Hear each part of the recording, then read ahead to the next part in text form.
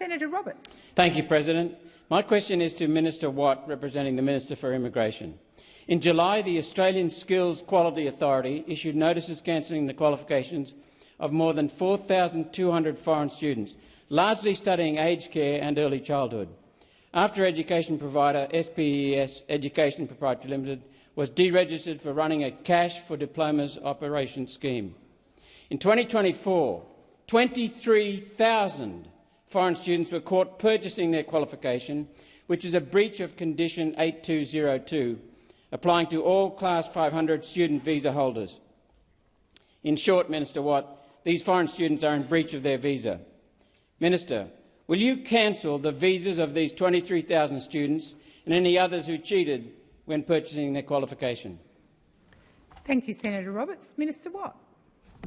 Thank you, President, and thank you, Senator Roberts. While I understand that you prefer to ask these types of questions through the frame of migration, actually the matters that you're asking about probably more fit within the responsibilities of the Minister for Skills and Training, Minister Giles, but I do represent him here, and so I can still answer that question. We're very proud of the fact that we've reformed the compliance measures around international education to weed out the shonks who've been running international education operations and proliferated under the former coalition government. The international training system that was left behind by the Morrison government was not just a joke, it was crooked. And we had shonks and crooks, unfortunately, running these sorts of operations, exploiting international students who were here, taking money off them and providing them with dodgy qualifications that weren't fit for the kind of work that they then went on to do.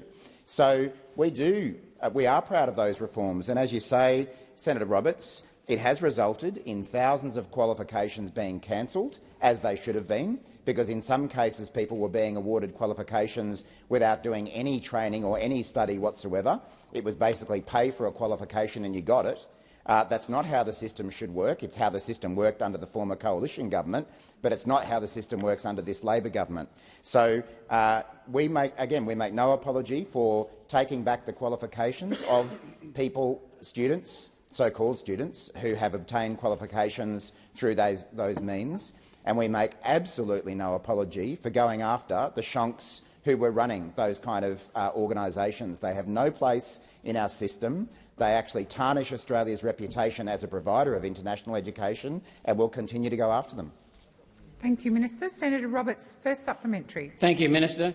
Under both Australian and Queensland law, a person who obtains a job using a faked qualification has committed two offences, using deception and forgery to obtain a financial advantage. Both carry a penalty of 7 years in jail. This is not just a foreign student breaching their student visa conditions. This is serious criminal behaviour.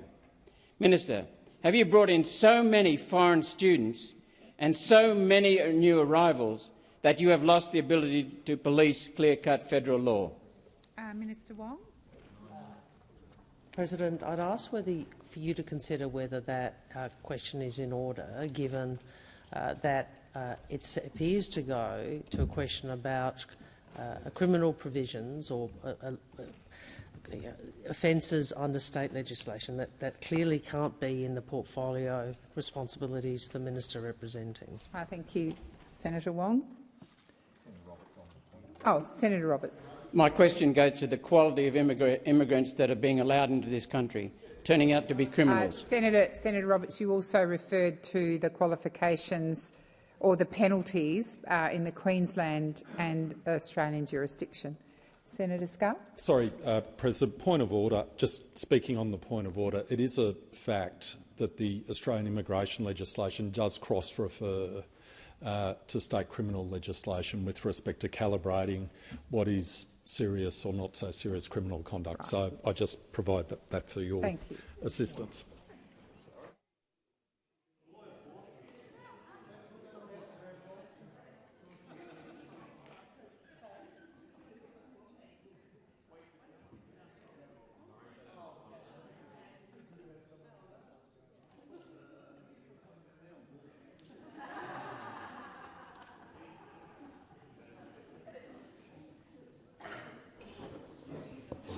So,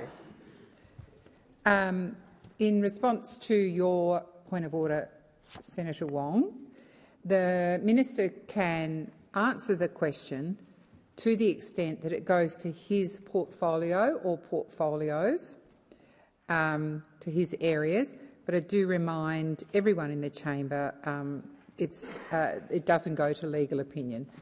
Minister Watt. Thanks, President. Senator Roberts, I think we're all used to you and other One Nation senators asking questions that involve pejorative statements towards migrants, and it would appear that that's the intention for this term as well. That's a matter for you, how you decide to use your questions. What Minister we're focused on. Please resume your seat. Senator Roberts. Under the imputation, President. I happen to be an immigrant. There's no need for the added piece.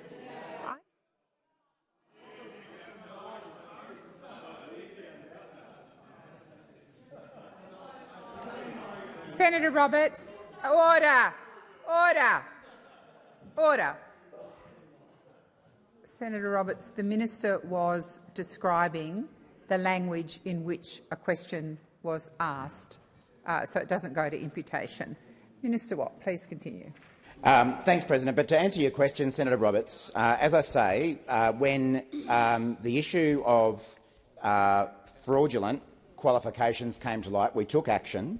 I was a little bit involved in this in my previous portfolio, and my recollection is that a very thorough search was done with employers who may have been employing the people involved. I'll come back to you if this is wrong, but my recollection is that there was not very much evidence, if at all, that people were being employed using those qualifications. As I say, if that's wrong, I'll come back to you. But we do take this matter seriously and we'll keep acting against it. Senator Roberts, second supplementary. Thank you. Foreign students can now bring family members with them, a prize for which many are clearly prepared to break the law. Deporting 27,200 crooked students and the thousands of family members they brought with them will free up thousands of homes and help ease the housing crisis and record homelessness that your government has caused through catastrophically high immigration. Minister, isn't it time we freed up homes for Australians who deserve them ahead of continuing to import criminals? Minister Wong. President, I'd ask you to consider whether the use of the adjective, which I would prefer not to repeat, about the students in that question is in order, because it suggests all, I think it was a few 100,000, are in fact contravening, are on the wrong side of the law or whatever, and I do wonder if that's an appropriate inclusion in a question to a minister in this place. Senator Roberts. Senator Watt has already admitted that shonks are being weeded out. We want to get rid of them out of the country. Senator Roberts, the minister was referring to providers of education. Minister Wong. Well, on the point of order, that the fact that some people may have breached the law does not make an entire cohort in breach of the law, which is that is the implication of with the clear statement in the question. Senator Roberts. We know 27,200 have breached the law. Senator Roberts, you're not in a debate here. You've got a legitimate point of order or you haven't. I'm going to seek the advice of the clerk. So please, Senator Roberts, you can't. We're not in committee stage. This is question time. You ask a question, it gets ruled in and out of order if a point of order is raised, but you're not in a debate, and you're clearly not in a debate with me.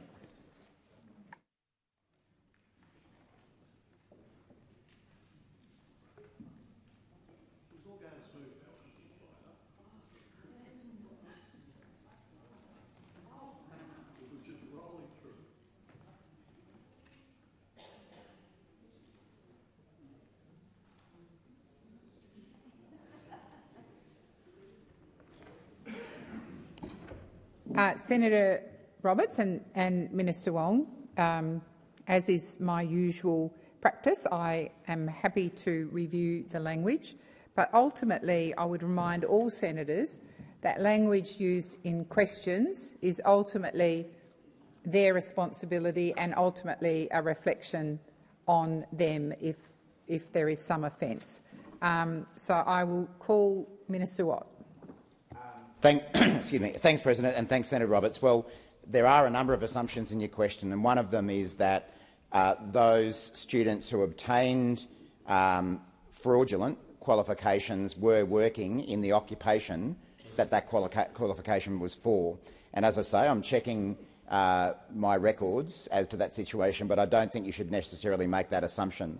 It's one thing for someone to obtain a fraudulent qualification, and that is wrong. And as I say, we've taken action about that against the students by cancelling their qualifications, and also we've taken action against some of those shonky providers.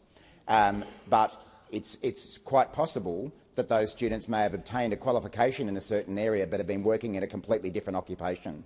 My recollection is that that is what the case was for those students, but I'm checking that matter, and as I say, if I've got anything further to add to that, then I'll advise the chamber.